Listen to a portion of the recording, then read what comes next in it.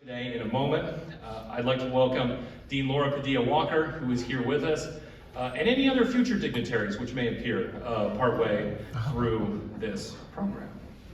Let me say a word about the reason we have this lecture.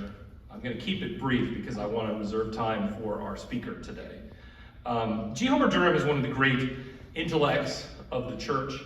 He got his degree at UCLA, political science. He was a professor at the University of Utah. Perhaps most salient for today, he was between the years of 1960 and 1969 the president of Arizona State University. And we honor him for his long career with this lecture.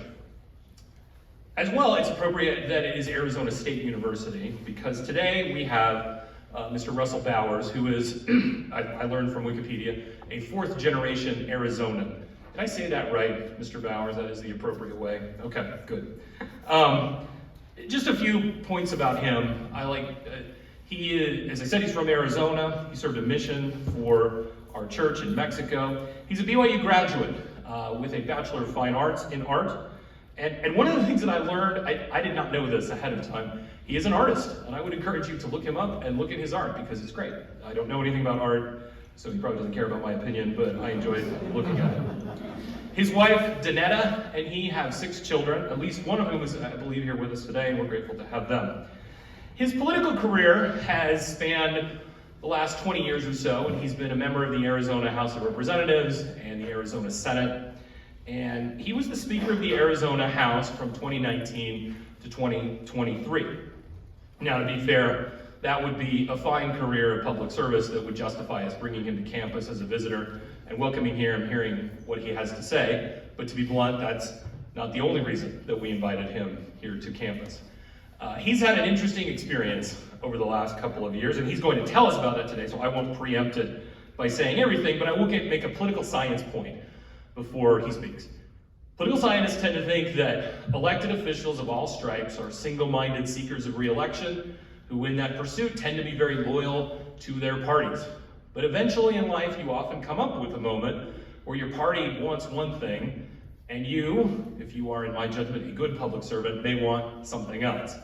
And he has, over the course of the last couple of years, been forced to, shall we say, break with his party over election fraud allegations. He's had an experience with the January 6th committee and all sorts of things about the attempted stealing of the 2020 election.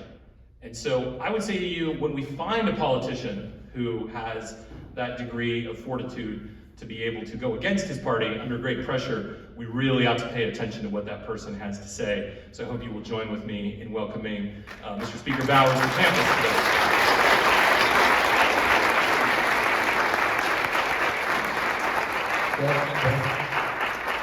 I would like to correct one thing about what was said, and that is that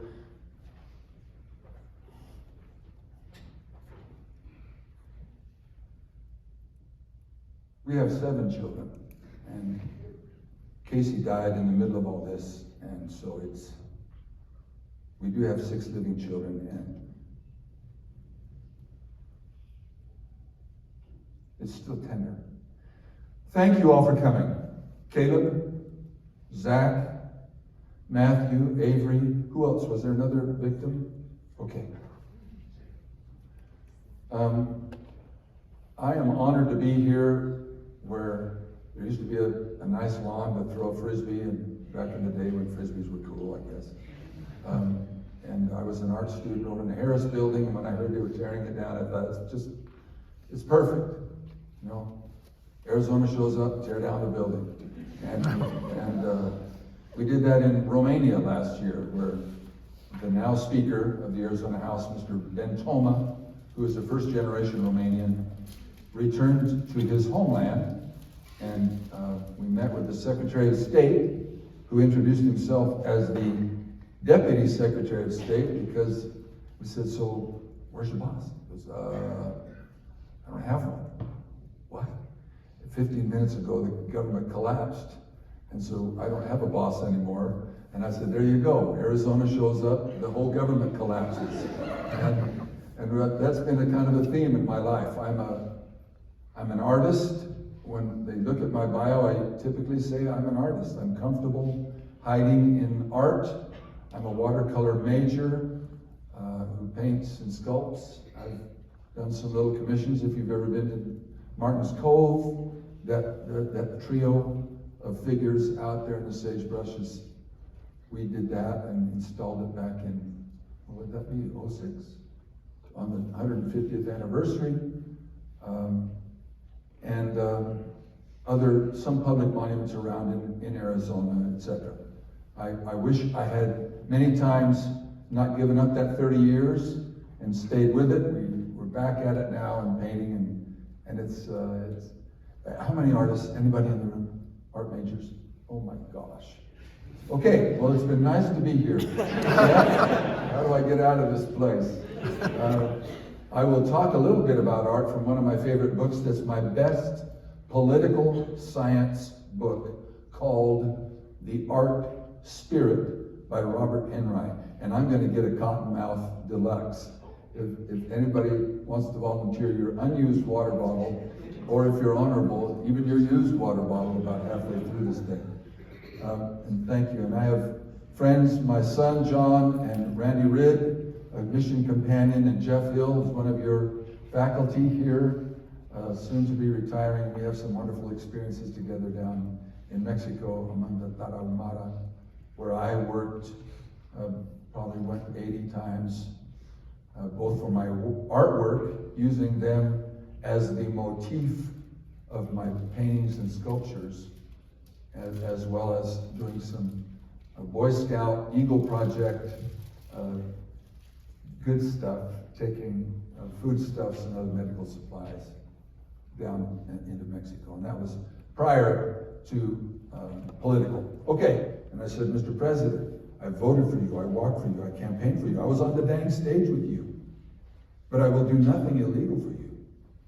He says, well, we don't think it's illegal, and we hear there's a law that allows a legislature. What was it, Jeremy? That theory of the independent legislative, and the independent state legislature theory. And it's in Article 2, Section 1, Clause 2 or 3. And they cite the decision of Richard Nixon in the Hawaii case in 1960, when there was a very close election in Hawaii. The winner was a Republican. Nixon won for it was like 70 votes in the whole state. And so it triggered the automatic election. But the timeline, the states have the authority to choose the manner of the election of electors for the presidential election. The states have that manner exclusively. No one else gets to do it. It's right in the Constitution. But the Congress has the timing. So they dictate when it has to happen. The states get to dictate how it happens. So all the rules about elections in a state are controlled by the state legislature. So while Rudy he thought it was a state law, it's actually a federal statute, but it's only been tested in even close by some extreme measure is when Hawaii had 70-ish, and they sent off the electors because the electors had been decided timing-wise by the Congress. And it was like the day of. So he won, send Nixon's electors to Washington. And then but it triggered the recount. So when they recounted, Kennedy won by 178 votes. So they got another suite of electors and sent them to Washington. I don't know if it was people or names. I think it was people. But who got to choose? Come on, you're poli-sci. Who counts the electors? A guy named something. He was what? The vice president. And who was the vice president in 1960? Richard Nixon, who was the candidate for presidency. Now, if you ever wanted a choice, you ever wanted to be tricky dick, that was the time. But Nixon said no. Kennedy wins. And so they were saying, hey, you can do it. Just call everybody back in, change the rule. You have exclusive dominion over the rules of elections. Do that. And I'm saying, Mr. Giuliani, it was a much more compressed conversation. I said, he said, you have 14,000 dead people. No. Yeah, 14,000 dead people voted in Arizona. And 6,000 stolen military ballots were cast in Arizona. And 200,000 illegal residents were voted in Arizona. And other very large numbers of people. And that certainly covers the 10,457 vote difference between Biden and Mr. Trump. And I said, have you got their names? Do you have the names of these people? And he said, yes. I said, and the president pipes up, give him what he wants, Rudy, give him what he wants. It's kind of a good cop, bad cop thing. And I said, you can put those on my desk? He said, yes, you can bring them. I said, because you're gonna need to. I've never heard of any such, any such stretch of the law as what you're proposing, and I will do nothing illegal, and I have some very good lawyers. And I'm thinking, you're a lawyer, aren't you?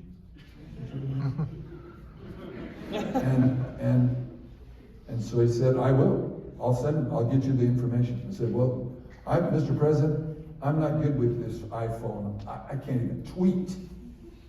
And he kind of chuckled, and I said, but I'm going to try to punch the number of my lawyer and give it to you right now, so we got it all cleared up. But watch, it'll be me telling my grandkids and some students at BYU that I hung up on the President of the United States. And that's exactly what I did. I'm the President of the United States. So I didn't want to get applause for that. I thought I was an idiot. But so Rudy calls right back and he says, he's laughing, he's a great guy, he thought that's pretty funny. I said, actually, I think it is pretty funny. But this isn't very funny.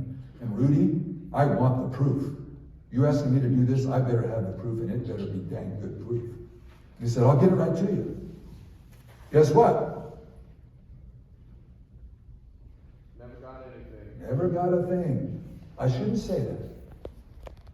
7 months later, Boris Epshteyn of the president's legal group in the White House called because Mr. Fincham, his erstwhile work, if you tried and you missed something, the erstwhile Secretary of State in Arizona, he ran for office and he did not win. And I hope I was helpful in that outcome as a fellow Republican. Sorry. But he had introduced a bill that allowed the people, as a referendum, to refer to the ballot. The people can vote on whether they will continue the results of the 2020 election. 2020. This was 2021-ish. 2. And I wouldn't hear it. And so Boris is calling, so this is 2021. Boris is calling saying, I want you to hear that bill. And I said, I'm not going to hear the bill. He says, why not? I mean, you've given it to the people, you don't have to vote. I said, I'm not going to take a hike, I'm not butting anything. That's my responsibility. I'm not going to give it to the people, and I'm not going to be part of this circus. You know, get used to it. Trump lost this election. He didn't get cheated, he lost. And I'll tell you how. And he said, and he went and pivoted, and it ended up, I just said, Boris, I'm not going to do it. And by the way, Boris, you guys have all promised to send me the proof. Will you send me the proof? Oh yeah, I'll call Fincham. He ratted out Fincham. I'll call Fincham and get him to do it. Because Fincham all said, I don't know anything. I don't know anybody in the White House. And so 4 days later, I found the proof. The proof was brought to me. It was an inch thick, sat on my desk, not with no provenance. It was mysterious. It came floating down the hall and landed on my desk. It had a term paper from Mr. Fincham on this concept, independent expenditure. It had 2 papers by Mr. Featherson. No, it's wrong. John Eastman.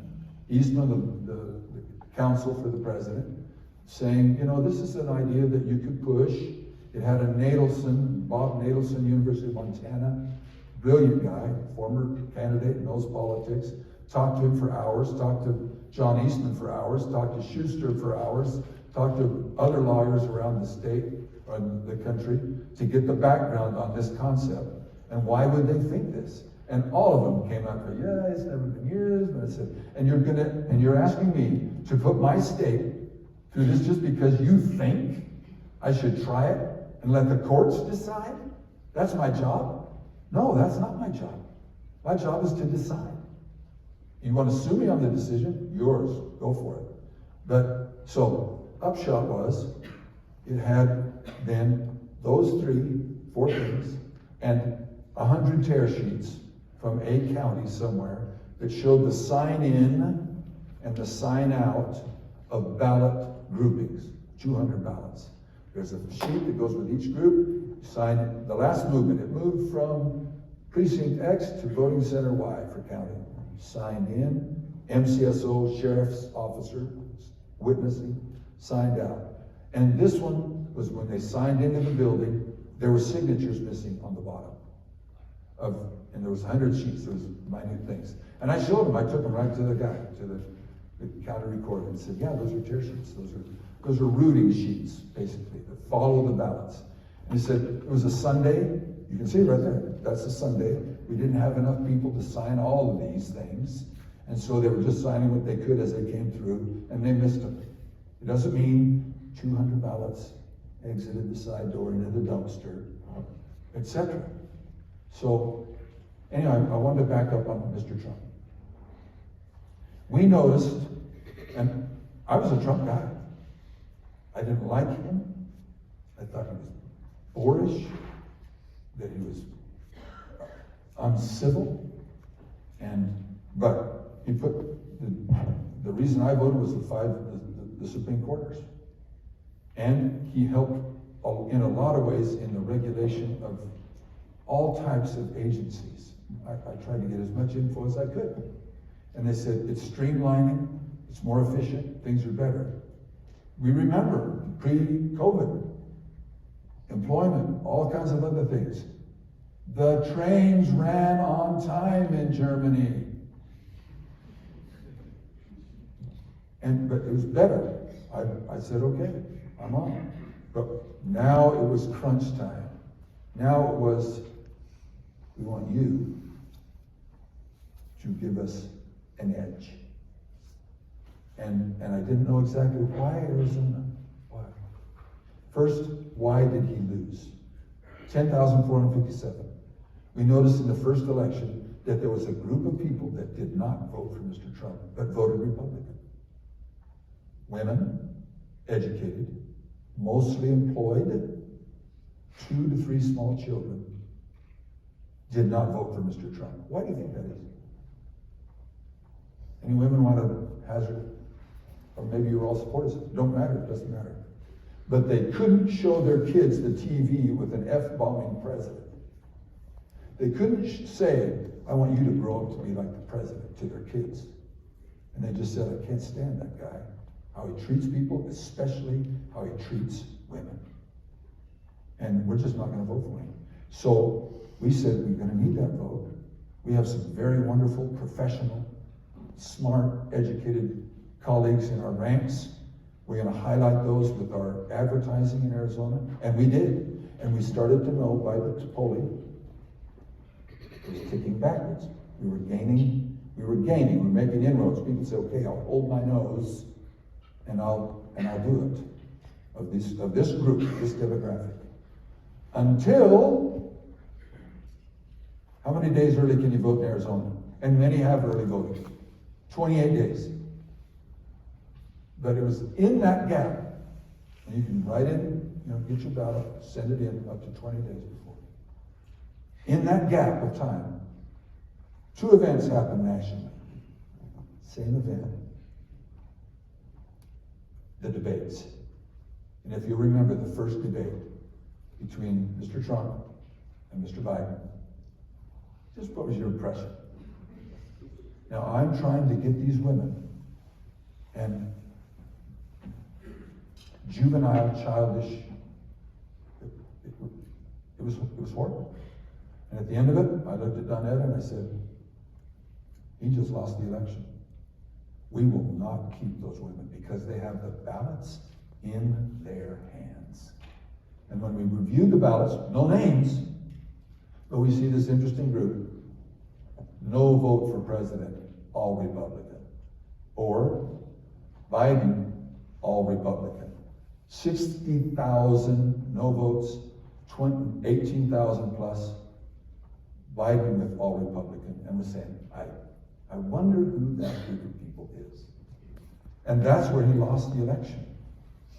Nobody stole that election. He lost that election. But it was like 9 times. It wasn't every day, but it's got to be kind of a regularity of these larger trucks. All of you guys are like big trucks. Sorry, when I see you, I think, is he going to run over me? Did he see me?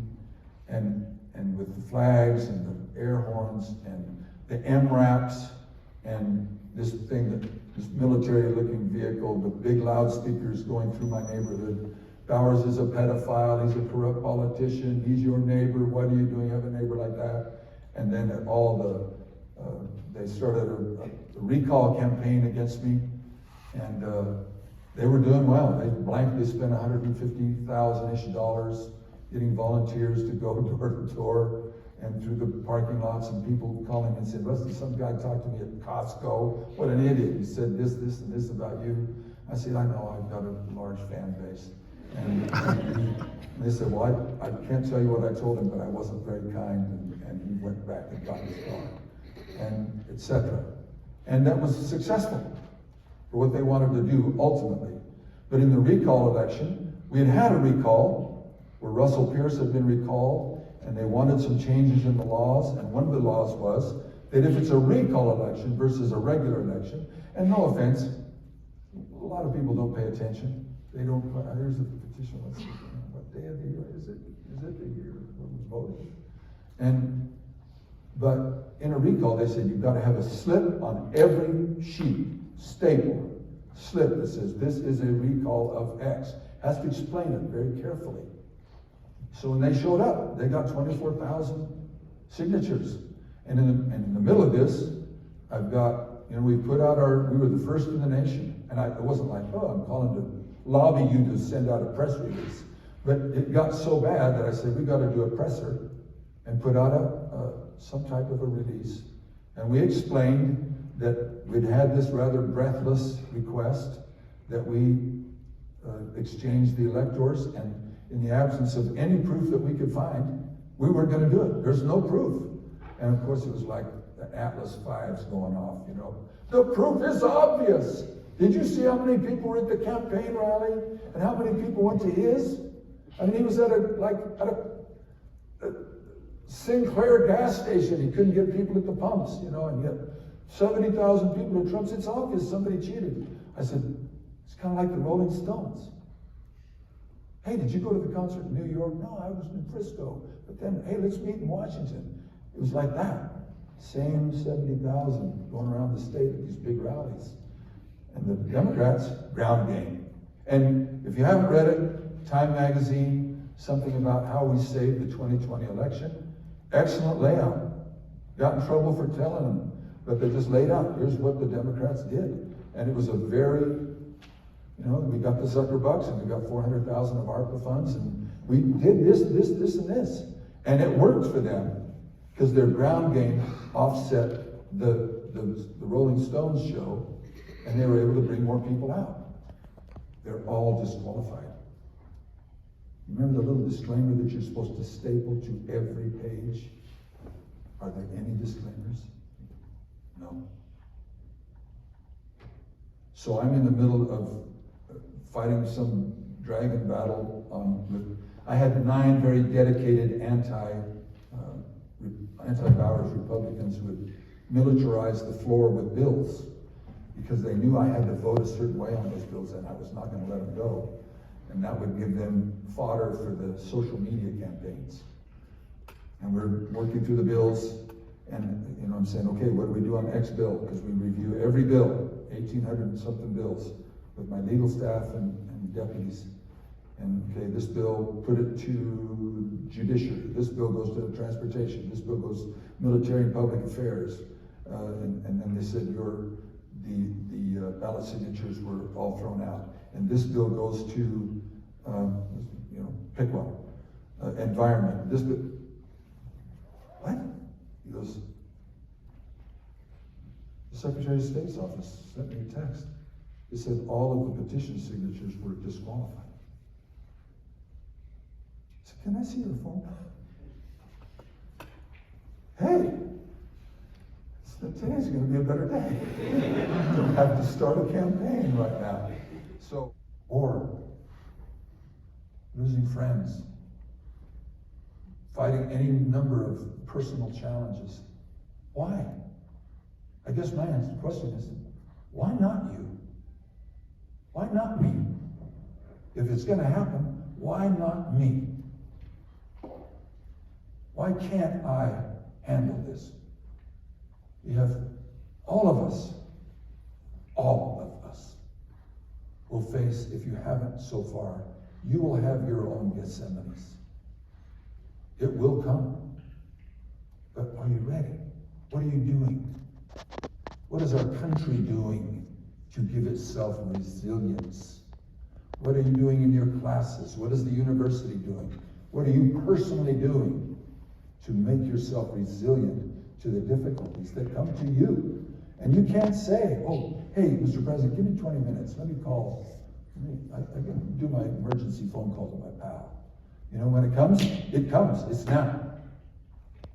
And so this why, as I've mused about my own personal life, my family's life, and my state, and the repercussions of that in our lives, the answer is why not? Why not you? So let me end at this point. And Matthew, I give you a free pass. Go in peace when you go.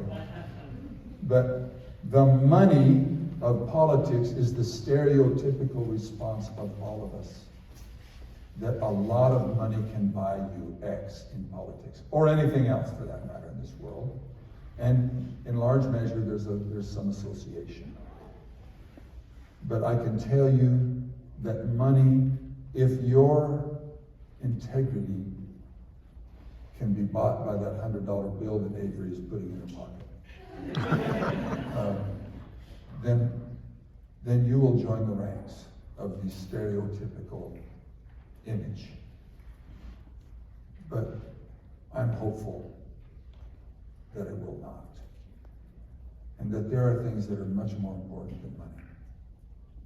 And this experience for my family, when we look back on it, I see it as a blessing.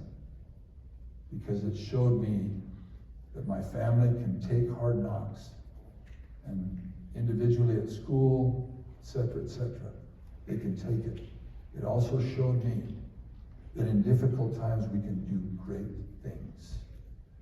We passed a bipartisan budget, big water bill, where we reached across the aisle and we worked with the enemy. And it cost us 1.7% more, and we took care of our state's needs. And now it's reverted back to wholesale Animal House. But there are little islands where working together, we need each other to keep a pluralistic America. It cannot be a one-party system. And one party is not the enemy. We all can have our absolute entrenched differences, but we are all humans.